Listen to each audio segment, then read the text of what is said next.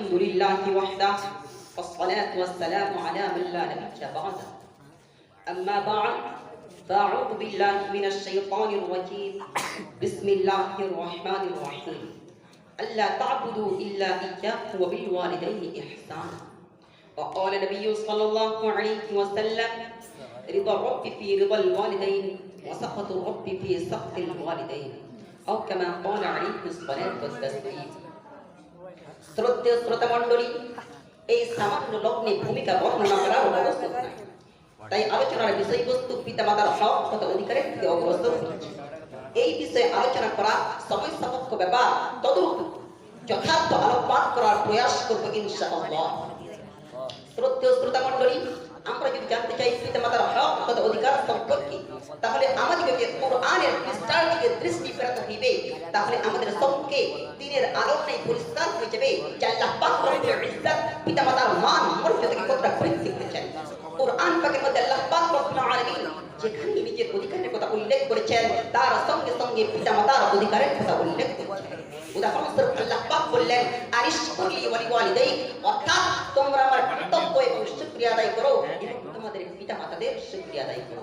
অন্য এক জায়গায় বললেন আল্লাহ তা'বুদু ইল্লা ইয়্যাহু ওয়া বিল ওয়ালিদাইনি ইহসানা, অর্থাৎ তোমরা আল্লাহ পাক ব্যতীত অন্য কারোর ইবাদত উপাসনা করবে না এবং পিতামাতার সহিত ভদ্র ব্যবহার করিবে।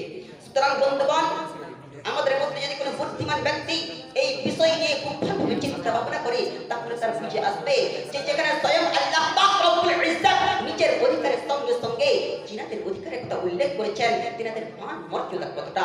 এক কথাই বলা যায় যে আল্লাহ পাক রব্বুল আলামিন পিতামাতার মান মর্যাদাকে এতটা বৃদ্ধি করেছেন যে একজন সন্তানের জান্নাত অথবা জাহান্নামে প্রবেশ নির্ভর করে তার পিতামাতার সহিত নম্র, ভদ্র অথবা অশ্লীল ও দুর্ব্যবহারের উপর। একটি বর্ণনায় আছে, একজন ব্যক্তি এসে হুজুর সাল্লাল্লাহু আলাইহি ওয়াসাল্লামকে জিজ্ঞাসা করলেন, ইয়া রাসূলুল্লাহ, মা হাক্কুল ওয়ালিদাইনি আলা ওয়ালাদিহিমা, অর্থাৎ সন্তানের উপর পিতামাতার হক তথা অধিকার কি?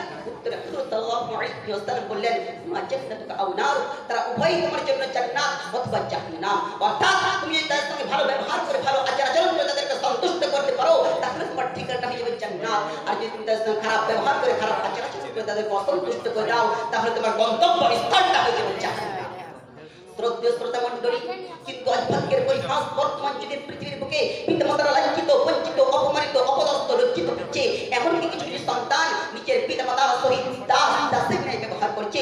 এমনকি কিছু কিছু নগণ্য জঘন্য সন্তান নিজের পিতামাতার পরিচয় দিতেও দ্বিধাবোধ করে। হায় আফসোস, বড় দুঃখ এবং কষ্টের বিষয়, আজ মানব সমাজ, আজ মানব জাতি, আজ সৃষ্টির সারা মাখলুক পিতামাতার মতো অমূল্য সম্পদকে চিনতে পারলো না। শ্রদ্ধেয় শ্রোতা মণ্ডলী, আসুন পিতামাতার দুঃখ কষ্টের দিকে লক্ষ্য করুন। আমি যখন আমার মায়ের গর্ভের মধ্যে ছিলাম, আমার মা কত কষ্ট সহ্য করেছে। আমি আমার মায়ের বুকের মধ্যে কত লাথি মেরেছি, কত কষ্ট দিয়েছি, আমার মা সব সহ্য করেছে। আমার মা ঠিক মতো ভালোভাবে পুরো রাত্রি ঘুমাতে পারে নাই, আমার মা ঠিক মতো ভালো খাবার খায় নাই। তার নেই ভেবে ভালো খাবার খেলে আমার সন্তানের কষ্ট হবে। এইরকম ভাবে আস্তে আস্তে যখন 10 মাস 10 দিন অতিবাহিত হয়ে গেল, যখন আমার মায়ের গর্ভপাতের সময় চলে আসলো, আমার মা মৃত্যু সমতুল্য কষ্ট সহ্য করে আমাকে এই পৃথিবীর বুকে ভূমিষ্ঠ করেছে। আল্লাহ পাক বলেন, হামালাত উম্মুহু কুরহা ওয়া ওয়াদাতহু কুরহা, অর্থাৎ প্রসব বেদনার যে কি যন্ত্রণা, ওই যন্ত্রণা পৃথিবীর কোন ডাক্তার, মাস্টার, বৈজ্ঞানিক, আলিম, এক কথায় বলা যায় পৃথিবীর কোন পুরুষের দ্বারাই অনুভব করা সম্ভব নয়। একমাত্র মায়েরাই জানে যে গর্ভপাতের যন্ত্রণা কি যন্ত্রণা। এরপরে আমার মা আমাকে 2 বছর নিজের বুকের কুইন্টাল কুইন্টাল তাজা দুধ পান করিয়ে তিল তিল করে বড় করে তুলেছে। তারপরে আমি যখন একটু বড় হয়েছি, সামান্য জ্ঞান হয়েছে, রমজান মাস এসেছে, আমার মা পুরো রমজান মাস রোজা রেখেছে।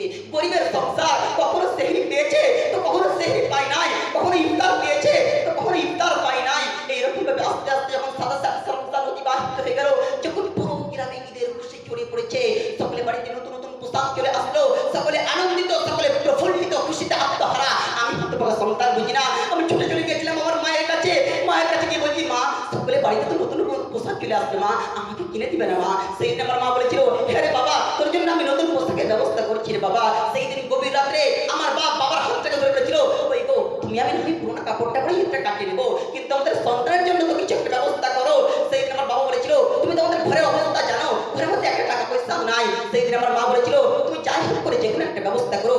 সেই দিন আমার বাবা লোকের দ্বারা ঘুরে ঘুরে ভিক্ষুকের ন্যায় চেয়ে কিছু পয়সা একত্রিত করে আমার জন্য একটি সুন্দর সুন্দর লাল টুকটুকে জামা কিনে কিনেছিল। ঈদের দিন এসেছে, মা আমাকে সুন্দরভাবে সাজিয়ে দিয়েছে। আমি লাল টুকটুকে জামাটা পরে ঈদের ময়দানে চলে গেছি। ঈদের নামাজ শেষে আমি আমার বাবার হাতটা ধরে টুক টুক টুক টুক করে বাড়ির সামনে এসেছি।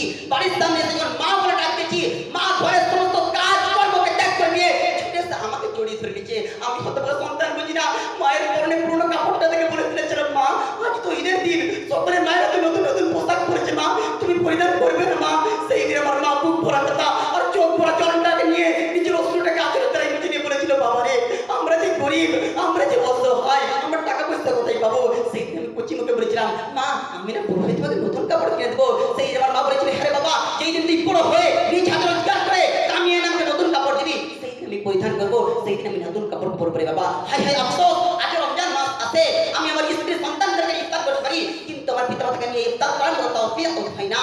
আজ ঈদের দিন আছে, আমি বাড়ির সকলের জন্য নতুন নতুন পোশাক কিনে আনতে পারি, কিন্তু আমার বৃদ্ধ বাবার জন্য একটা পাঞ্জাবি আনতে পারি না, আমার বৃদ্ধ মায়ের জন্য একটা শাড়ি আনতে পারি না। আমার পিতা মাতার অন্যায়টা কি ছিল? আমার মা আমাকে 10 দিন গর্ভে ধারণ করেছিল, এটাই বুঝি আমার মায়ের অন্যায় ছিল। আমার মা আমাকে মৃত্যু সমতুল্য কষ্ট সহ্য করে এই পৃথিবীর বুকে ভূমিষ্ঠ করেছিল, এটাই বুঝি আমার মায়ের অন্যায় ছিল।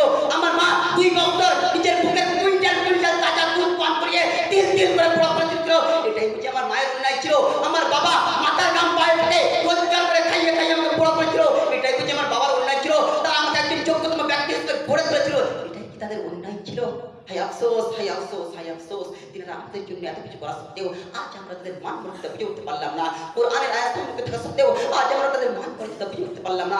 হাদিসের বাণী সম্মুখে থাকা সত্ত্বেও আজ আমরা তাদের মান মর্যাদা বুঝে উঠতে পারলাম না। আল্লাহ পাকের রাসূলের আরেকটা হাদিস, রিদা রাব্বি ফি রিদাল ওয়ালিদাইন ওয়া সাখাতু রাব্বি ফি সাখাতিল ওয়ালিদাইন, অর্থাৎ তোমার পিতামাতার সন্তুষ্টিতে আল্লাহ পাক সন্তুষ্ট আর তোমার পিতামাতার অসন্তুষ্টিতে আল্লাহ পাক অসন্তুষ্ট। সুতরাং বন্ধুগণ, আসুন আমরা আমাদের পিতামাতার সহিত নম্র ভদ্র ব্যবহারের মাধ্যমে আল্লাহ পাককে সন্তুষ্টি করার চেষ্টা করি। আরেকটা কথা বলে যাই ভাই, হাত জোড় করে সকলের কাছে বলে যাচ্ছি, আমাদের মধ্যে যারা আমাদের পিতামাতার সহিত খারাপ ব্যবহার করেছি, দুর্ব্যবহার করেছি, তাদেরকে দুঃখ কষ্ট দিয়েছি, রাতের গভীরে যাই মায়ের পা ধরে বলি, মা আমি তো তোমাকে অনেক দুঃখ কষ্ট দিয়েছি, আমি তো তোমাকে অনেক জ্বালা যন্ত্রণা দিয়েছি, মা আমাকে ক্ষমা করে দাও, আমাকে মাফ করে দাও। দেখবে তোমার মায়ের চোখ দিয়ে টপ টপ করে জল পড়ছে, কিন্তু ওই জলটা কোনো দুঃখ কষ্টের জল নয়, ওই জলটা হচ্ছে আনন্দ এবং খুশির জল। এবং তোমার মায়ের হৃদয় থেকে, তোমার মায়ের অন্তর থেকে, তোমার মায়ের পরিচয় থেকে যে দোয়াটা তোমার জন্য পার হয়ে যাবে, ইনশাআল্লাহ ওই দোয়াটা তোমাকে জান্নাত পর্যন্ত পৌঁছে দেওয়ার জন্য যথেষ্ট। আর আমাদের মধ্যে যাদের পিতামাতারা চিরতরে দুনিয়া থেকে বিদায় নিয়েছে, আমরা তাদের কবরের পাশে যাই, যেই দোয়া পাঠ করি, রব্বির হামহুমা কামা রাব্বায়ানি সগীরা, রব্বির হামহুমা কামা রাব্বায়ানি সগীরা, অর্থাৎ হে করুণাময় তুমি তাদের উপর করুণা বর্ষণ করুন যারা আমাকে শৈশবকালে দুঃখ কষ্ট সাধন করে স্নেহ মানবতার তাকে লালন পালন করেছিল। হে আল্লাহ, আমাদের সকলকে আপনি পিতামাতার সন্তুষ্টি লাভ করার এবং তিনাদের অধিকার আদায় করার এবং তিনাদের সহিত নম্র ভদ্র ব্যবহার করার এবং তিনাদের জন্য প্রাণ ভরে দোয়া করার তৌফিক দান করুন। আমিন সুম্মা আমিন। আল্লাহ পাক রব্বুল আলামিন আমাদের সকলকে তৌফিক দান করুন। ওয়া আখিরু দাওয়ানা আলহামদুলিল্লাহি রাব্বিল আলামিন।